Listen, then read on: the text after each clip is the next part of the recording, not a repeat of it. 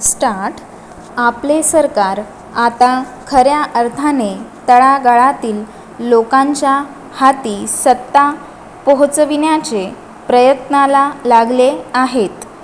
त्याच दृष्टीने पंचायत राजची स्थापना चर्चा देशभर चालली असून पंतप्रधान राजीव गांधी गेल्या 4-6 महिन्यापासून पंचायत राजचा वारंवार उच्चार करीत आहेत.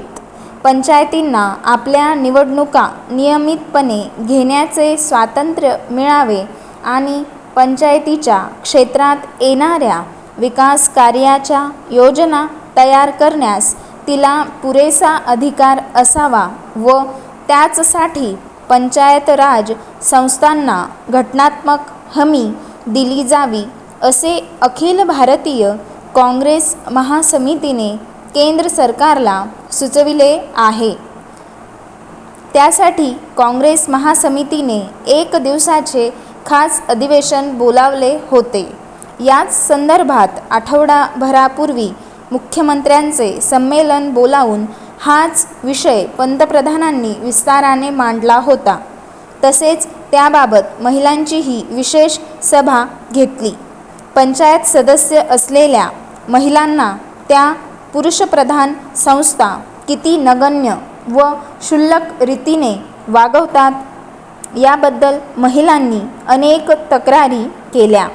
त्यावर पंतप्रधानांनी अगदी निक्षून व ठामपणे म्हणाले की तुम्ही ते सहन का करता?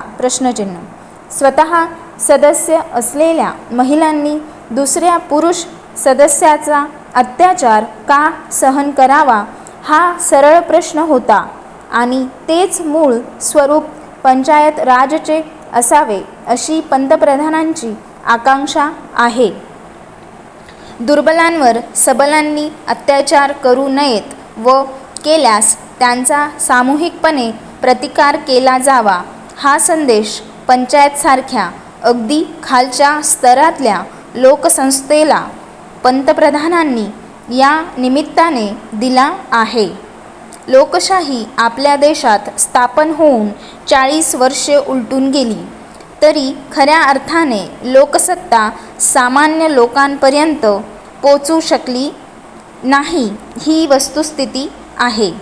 स्वातंत्र्याच्या लोकशाही रचनेत हे असे किती दिवस खपवून घ्यायचे? जोवर देश लोकशाही सांभाळण्यास सज्ञान झाला नव्हता तोवर आरंभीचे काही दिवस अशी अवस्था असणे अपरिहार्य होते. आता तशी स्थिती राहिली नाही.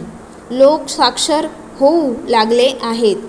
शालेय अथवा विद्यापीठीय शिक्षण घेऊन उपाधी प्राप्त करण्यात ग्रामीण स्तरावरील लोक अजून फारसे आघाडीवर नसतीलही परंतु त्यांची लोकशाही रचनेबद्दलची जाण निश्चितच वाढली आहे.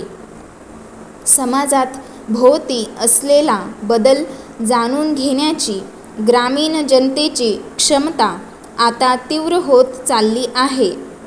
परोक्ष वा अपरोक्ष रीतीने शिक्षण देण्याचे व घेण्याचे मार्ग उपलब्ध झालेले आहेत. त्यामुळे सर्वसाधारण शहरी माणसे समजतात तशी ग्रामीण जनता आता अडाणी राहिलेली नाही. सोप्या भाषेत सांगायचे तर त्यांना स्वतःची मते फुटली आहेत. ग्रामीण जनता लोकशाही सांभाळण्यास खूप परिपक्व झाली आहे असा दावा करणे योग्य नाही. परंतु परिस्थितीची त्या लोकांची जाण मात्र नक्कीच वाढली आहे.